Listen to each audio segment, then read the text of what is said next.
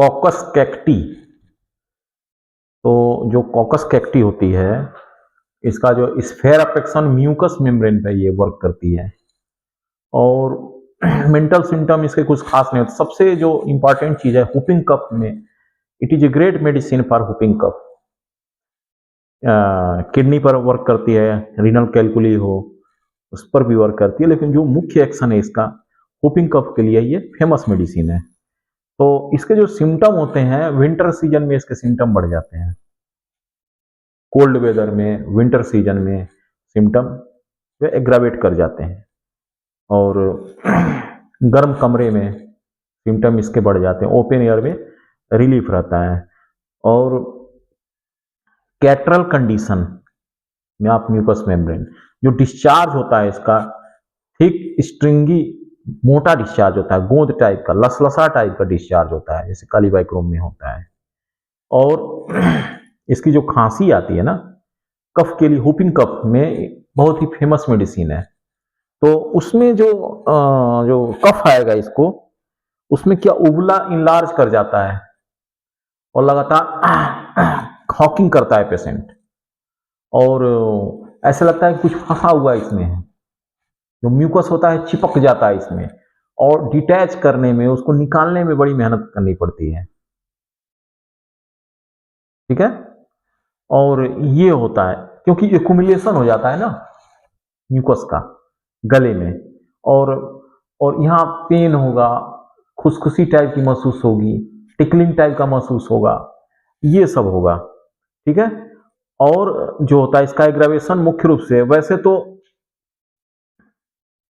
Nausea vomiting हो जाएगा, nausea होगा कफ की वजह से, लेकिन जो मुख्य जो एग्रावेशन होता है इसका मॉर्निंग में सो के जब उठेगा, ब्रश करेगा, रिंसिंग माउथ, मुंह धोना, गरारे करना, तो उस समय इसकी खांसी बढ़ जाती है। और खांसी जबरदस्त बढ़ती है, वो खांसते का क्योंकि उसका अटैक आ जाता है, और वो खांसते खांसते खांसते खांसते तब तक खांसता जब तक वोमिटिंग ना हो जाए। और जो वोमिटिंग करता है वो म्यूकस आता है, पूरा मोटा लार टाइप का म्यूकस आता है, और वोमिटिंग के बाद इसको कफ में आराम मिल जाता है 2 घंटे 3 घंटे के लिए, जितना भी। तो ये बड़ी इंपॉर्टेंट चीज है। दूसरी चीज, जब कफ आता है इसको, तो ये सब ऑक्सीपिटल रीजन में पेन होता है कफ की वजह से, या जब पेशेंट सोने जाएगा तो पेन होगा, लेटेगा तो हेड हाई करके होगा, तो लेटेगा तो आराम मिलेगा। तो ये बड़ा इसको हमेशा परेशानी बनी रहती है। ब्रश करेगा, गरारे करेगा, ठीक है, गलाला जो कहते हैं, कोल्ड एक्सपोजर लग गया, तो इसके जो है तकलीफ बढ़ जाते हैं। और रात में इसकी तकलीफ ज्यादा होती है, लेकिन विशेष रूप से सुबह सो के उठने पे। और बड़ी इंपॉर्टेंट चीज है ये कि सिम्टम इसके ठंड में बढ़ते हैं, कोल्ड वेदर में बढ़ते हैं, लेकिन कोल्ड ड्रिंक्स से जब इसको कफ आता है तो ठंडा पानी से आराम मिलता है, और गर्म पानी से, वार्म ड्रिंक से, वार्म रूम से, ऐसा कमरा जहां गर्म है, गर्मी है, वहां इसकी तकलीफ बढ़ जाती है। और उसमें कोल्ड ड्रिंक्स में और भी मेडिसिन है जो ठंडे पानी से आराम मिलता है, कॉस्टिकम है, क्यूप्रम है, ठीक है। और खांसी के साथ इसको वोमिटिंग इसमें पाई जाती है, और इसकी खांसी भी बड़ी अलग तरीके की होती है। क्या होता है कि जब वो पेशेंट सुबह मान लो सो के उठा, ब्रश कर लिया, गरारे कर रहा है, उसको अगर वो अटैक आएगा तो खांसेगा और खांस के वो निकाल देता है। जब तक वो म्यूकस रहता है इसमें, जब तक निकालेगा नहीं तब तक आराम नहीं मिलेगा, और जब वो म्यूकस निकाल देता है तो उसको रिलीफ हो जाता है। ठीक है। तो ये कॉकस कैक्टी है। तो हर मेडिसिन का कुछ क्लू होते हैं, कुछ डिफरेंशियल पॉइंट होते हैं जो उसको न्यूलाइज कर देते हैं, एक मेडिसिन से दूसरे मेडिसिन को अलग कर देते हैं।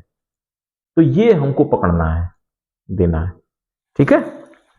और म्यूकस की बात हो गई। तो जब भी अटैक होगा तो लास्ट में वोमिटिंग होगी। वोमिटिंग भोजन का नहीं करे, म्यूकस, टफ म्यूकस डिस्चार्ज, वो थिक थक, वो क्या कहते हैं, लस्सेदार, लासा टाइप का, गूंद टाइप का जो है वो डिस्चार्ज आएगा। दूसरी चीज, आप यूरिनरी सिस्टम पे जब जाओगे तो यूरिनरी कैलकुली में, किडनी स्टोन में, हिमेचूरिया में यूरिक एसिड इंक्रीज कर जाए तो वहां भी ये काम करती है, ठीक है। और इसको लेफ्ट साइड में मोडलिटी क्या है इसका, लेफ्ट साइड में बढ़ जाता है ये केस, सोने के बाद प्रेशर ऑफ क्लोथिंग ना, ब्रशिंग टीथ, रिंसिंग माउथ, ये सबसे सिम्टम इसके बढ़ जाते हैं। और वॉकिंग करेगा तो आराम मिलता है। तो ये कॉकस कैक्टी है, ठीक है। धन्यवाद।